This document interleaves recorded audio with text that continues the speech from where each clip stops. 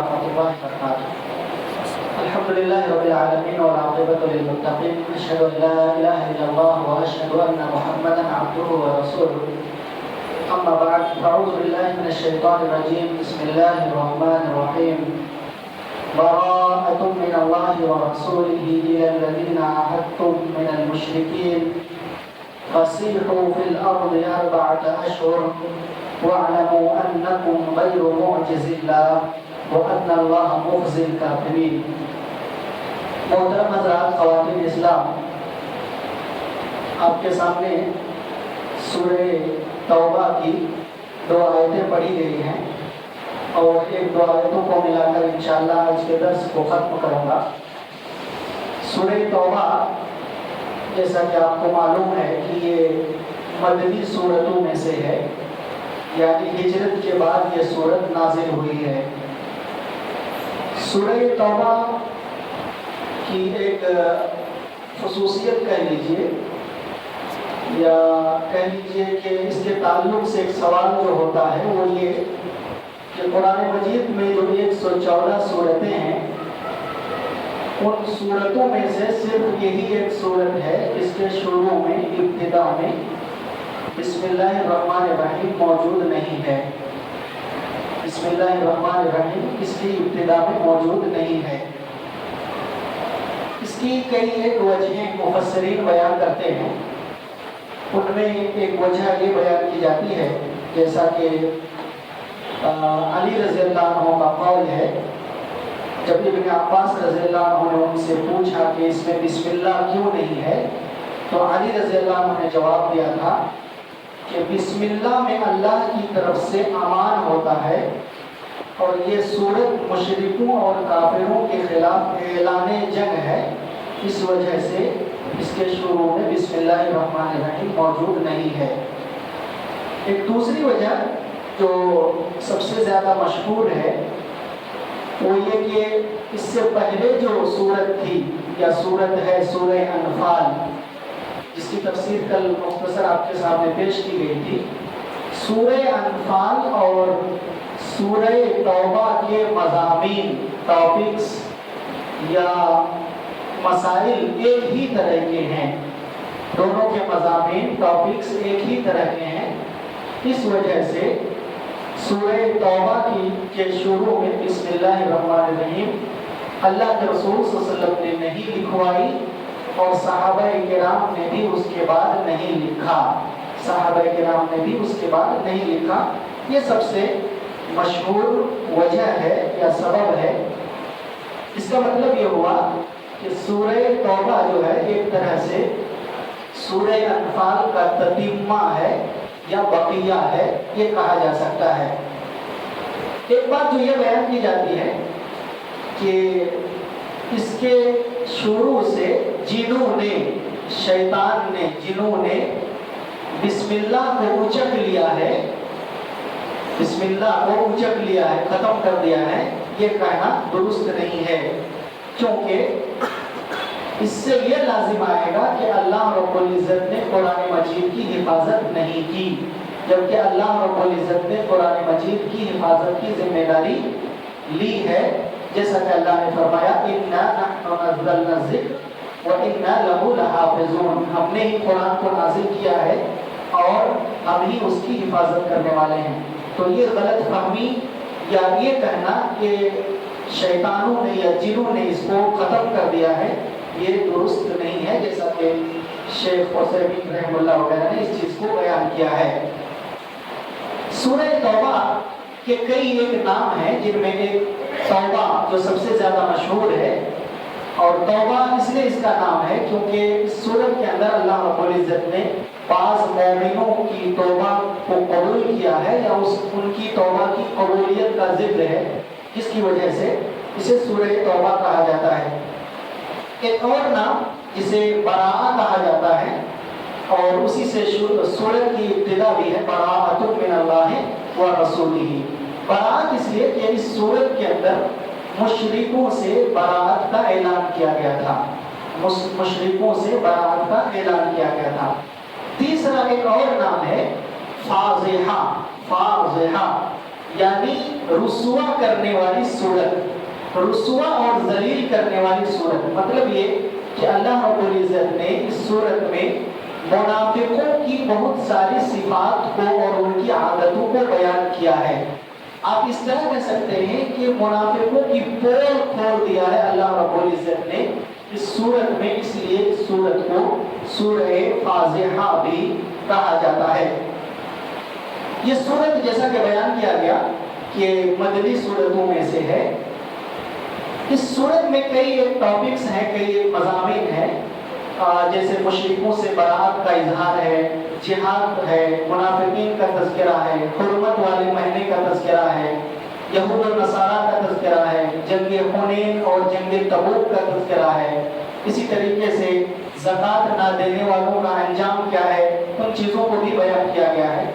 وہی ابتدا میں اس صورت میں اللہ رب العزت نے مشرکوں سے برات کا جو اعلان ہے اس کو بیان کیا ہے۔ برات من اللہ ورسولہ الی الذین عاہدتم من المشرکین، کہ اللہ اور اس کے رسول کی طرف سے برات کا اعلان ہے ان لوگوں سے جن سے آپ نے معاہدہ کیا ہے مشرکوں میں سے۔ فسیحوا فی الارض اربعۃ اشہر، تو تم ان کو 4 مہینے زمین میں چلنے پھرنے کی اجازت دو، یا وہ 4 مہینے تک زمین میں چلے پھریں۔ وَاعْلَمُوا، اور جان رکھو کہ اللہ تبارک و تعالیٰ کو تم عاجز نہیں کر سکتے۔ وَأَنَّ اللَّهَ مُخْزِي الْكَافِرِينَ، اور اللہ تعالیٰ کافروں کو رسوا کرنے والا ہے۔ دیکھیے اس آیت کا بڑا پس منظر ہے، اس کو اگر نہ سمجھا جائے تو شاید آپ صحیح طریقے سے بات کو نہ سمجھ پائیں۔ اللہ نے جو کہا کہ آپ اللہ کی طرف سے اور رسول کی طرف سے برات کا اعلان کر دیجئے، یا برات کا اعلان ہے ان لوگوں سے جن سے آپ نے معاہدہ کیا ہے، یعنی جن مشرکوں سے آپ نے معاہدہ کیا ہے کہ وہ 4 مہینے تک موجود رہیں مکے میں اور عرب میں، اور اس کے بعد 4 مہینے کے بعد اگر وہ اسلام قبول نہ کریں تو پھر وہ جہاد کے لیے تیار رہیں، وہ جہاد کے لیے تیار رہیں۔ اس پس منظر کو سمجھنے کے لیے آپ ذرا مکی زندگی پر غور کریں۔ نبی صلی اللہ علیہ وسلم مکے میں 13 سال تک رہے۔ نبی صلی اللہ علیہ وسلم جب سے نبی بنائے گئے، دعوت و تبلیغ آپ نے شروع کیا، اس وقت سے لے کر نبی صلی اللہ علیہ وسلم کو زبانی اور اسی طریقے سے ہر اعتبار سے کفار اور مشرکین نے تکلیف پہنچانے کی کوشش کی۔ یہ بات آپ کو معلوم ہے، کبھی زبان سے تکلیف پہنچائی تو کبھی ہاتھ سے تکلیف پہنچائی، ہر طرح سے تکلیف پہنچانے کی کوشش کی۔ حتیٰ کہ بہت سارے صحابہ، بلال رضی اللہ عنہ، عثمان رضی اللہ عنہ، اور بہت سارے صحابہ، عمار بن یاسر، سمیہ رضی اللہ عنہ جن کو شہید کر دیا گیا تھا، اسلام کی پہلی شہیدہ ہے، ان تمام صحابہ اور صحابیات کو جتنا مشق ستم بنایا جانا چاہیے یا جتنا ہو سکتا تھا، مشرکین نے مشق ستم بنایا اور آزمائشوں میں ڈالا، اور ایسی صورت میں بھی ان صحابہ کرام نے احد کہا، یعنی اللہ کی توحید کو اپنایا۔ بعض لوگوں کو حبشہ کی طرف ہجرت کرنے کے لیے مجبور ہونا پڑا۔ شیب ابی طالب آپ کو معلوم ہے کہ مسلمانوں کو کتنی تکلیف وہاں برداشت کرنی پڑی۔ اس طریقے سے ان 13 سال کی مدت میں مسلمانوں پر بہت سارے ظلم و ستم ڈھائے گئے، یہاں تک کہ نبی صلی اللہ علیہ وسلم کو جب قتل کرنے کی پلاننگ کی گئی کہ نبی کو قتل کر دیا جائے، جیسا کہ سورہ انفال میں اللہ نے وَإِذْ يَمْكُرُ بِكَ الَّذِينَ كَفَرُوا والی آیت میں بیان کیا ہے کہ جب نبی کو قتل کرنے کی بات آ گئی تو اللہ تعالیٰ نے نبی صلی اللہ علیہ وسلم کو مکے سے مدینے کی طرف ہجرت کرنے کا حکم دیا، اور آپ صلی اللہ علیہ وسلم نے مکے سے مدینے کی طرف ہجرت کی۔ اور مکہ سے جب آپ صلی اللہ علیہ وسلم نکل رہے تھے تو آپ صلی اللہ علیہ وسلم نے مکے کی طرف دیکھ کر کے کہا تھا، اشکبار ہو کر کے آنکھوں سے آنسو جاری تھے، آپ نے کہا تھا، اے مکہ تو میرے نزدیک سب سے محبوب ہے، لیکن یہاں کے باشندے مجھے رہنے نہیں دیتے، اس لیے تجھے چھوڑ کر کے مجھے جانا پڑ رہا ہے۔ پھر آپ صلی اللہ علیہ وسلم جب مدینہ پہنچے، مدینے کے بعد سن 2 ہجری میں جنگ بدر ہوئی، جیسا کہ کل میں نے بیان کیا، جنگ احد لڑی گئی، جنگ خندق، اور اس طریقے سے جنگیں لڑی گئیں۔ سن 8 ہجری میں رمضان المبارک کے مہینے میں مکہ فتح ہوا۔ سن 8 ہجری میں رمضان المبارک کے مہینے میں مکہ فتح ہوا۔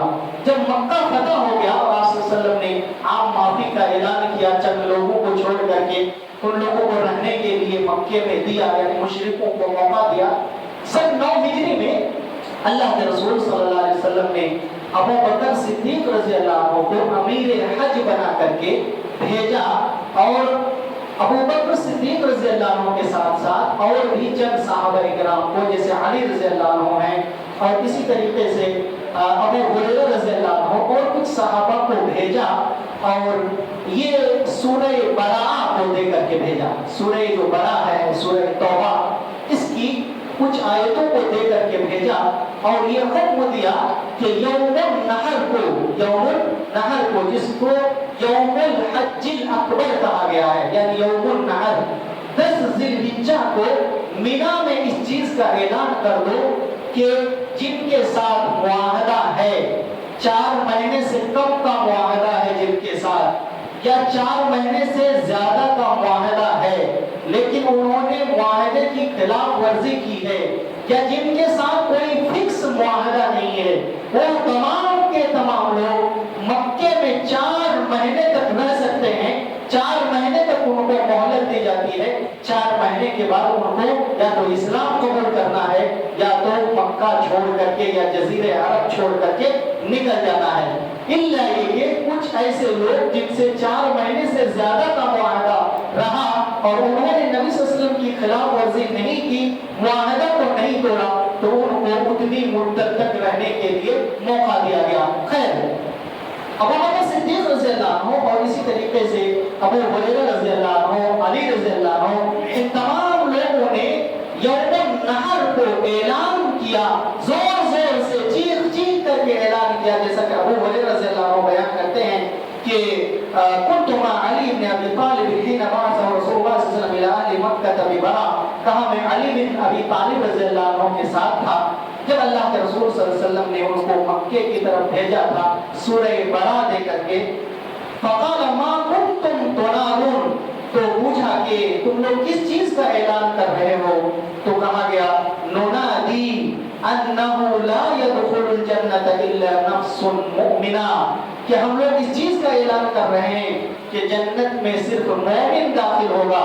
اور دوسرا اعلان یہ ہے ولا يطوف بالبيت عريان، کوئی بھی شخص خانہ کعبہ کا آج کے بعد ننگا طواف نہیں کر سکتا۔ ومن كان بينه وبين رسول الله صلى الله عليه وسلم عهد فأجله أو مدته إلى 4 أشهر، اور جن کا ہمارے اور رسول کے درمیان، یعنی رسول اور ان کے درمیان اگر معاہدہ ہے تو آج سے یہ معاہدہ 4 مہینے تک ہے، 4 مہینے کے بعد یہ معاہدہ ختم ہو جائے گا۔ فَإِذَا مَضَتِ الْأَرْبَعَةُ الْأَشْهُرُ فَإِنَّ اللَّهَ بَرِيءٌ مِّنَ الْمُشْرِكِينَ وَرَسُولُهُ، جب یہ 4 مہینے ختم ہو جائیں گے تو اللہ تعالیٰ مشرکوں سے بری ہو جائے گا اور رسول بھی بری ہو جائیں گے۔ وَلَا يَحُجُّ هَذَا الْبَيْتَ بَعْدَ عَامِنَ هَذَا مُشْرِكٌ، اور اس سال کے بعد کوئی بھی مشرک حج نہیں کر سکے گا، اس سال کے بعد کوئی بھی مشرک حج نہیں کر سکے گا۔ ابو ہریرہ کہتے ہیں فَكُنْتُ أُنَادِي حَتَّى سَحِلَ صَوْتِي، میں اس چیز کا اعلان کر رہا تھا، اعلان کرتے کرتے میرا گلا بیٹھ گیا، میری آواز بیٹھ گئی۔ یہ جو پس منظر میں نے آپ کو بیان کیا ہے کہ اللہ کے رسول صلی اللہ علیہ وسلم نے سورہ براء دے کر کے بھیجا تھا صحابہ کو، اور یہ اعلان ہو گیا تھا، یہ سن 9 ہجری میں ہوا۔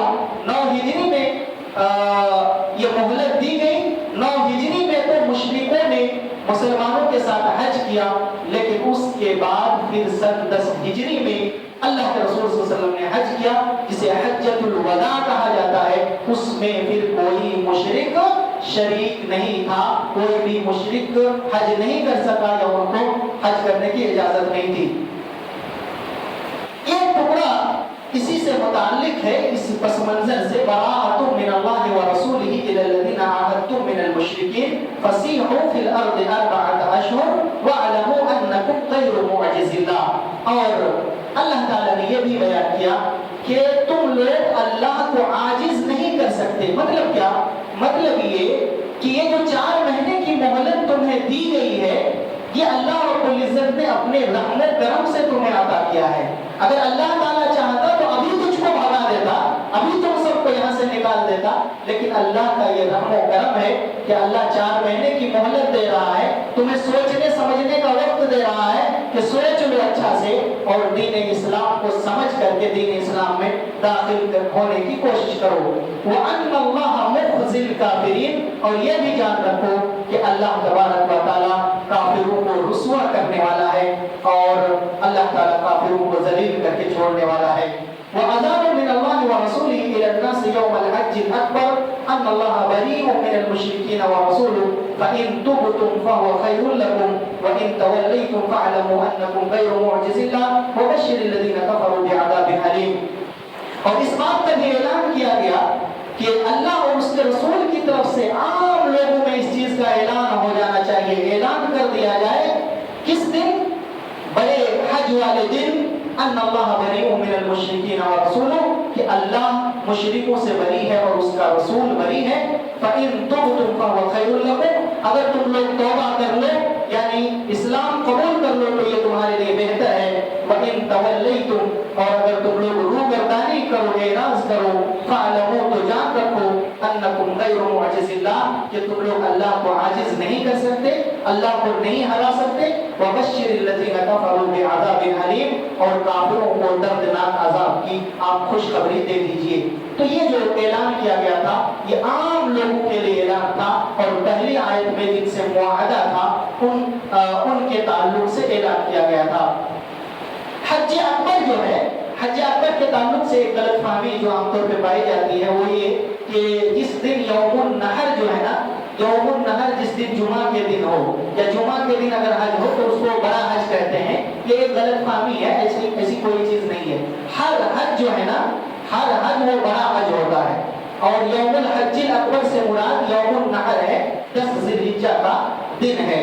اور ایک چیز اور بھی بیان کی جاتی ہے کہ عمرہ کو لوگ چھوٹا حج کہا کرتے تھے, اس لیے اللہ نے تمیز کرنے کے لیے حج کو بڑا حج کہا تاکہ عمرے اور اس کے درمیان فرق ہو جائے. یہ کچھ چیزیں تھیں جو اس تعلق سے بیان کی گئی. یہاں پر 2-4 چیزیں فائدے کے طور پر ہم اور آپ کو سمجھ سکتے ہیں کہ اللہ تعالیٰ نے یہ جو مہلت دی اور اللہ رب العزت نے کفار کو 4 مہینے کی جو مہلت دی, اس میں اللہ رب العزت کی طرف سے رحم و کرم کا معاملہ تھا. اور اللہ تعالیٰ کو یہ بتانا مقصد تھا کہ جن لوگوں کو تم نے تقریباً 10 سال پہلے 9 سال پہلے گھروں سے نکالا تھا, آج اسی جگہ سے یہ اعلان ہو رہا ہے کہ تم اپنے گھروں کو چھوڑ کے چلے جاؤ تاکہ تمہیں اس دکھ کا پتہ چلے.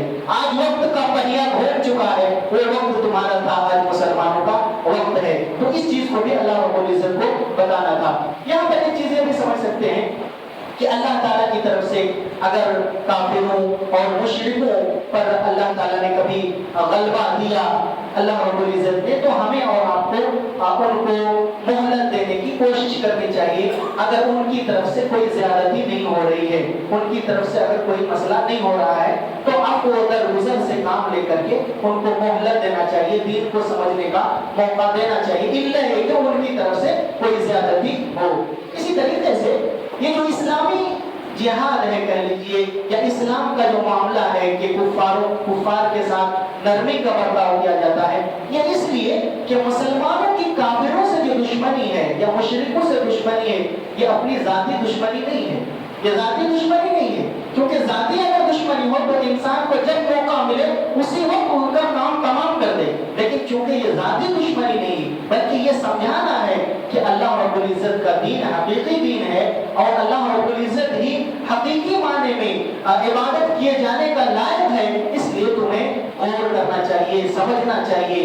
اگر ذاتی غصہ ہوگا تو دنیا میں جس طریقے سے بادشاہوں نے خون بہایا, دنیا میں جس طریقے سے بادشاہوں نے اور دشمنوں نے خون بہایا ہے, کہہ لیجیے کہ سروں کی عمارت ان لوگوں نے بنا دی. کیوں؟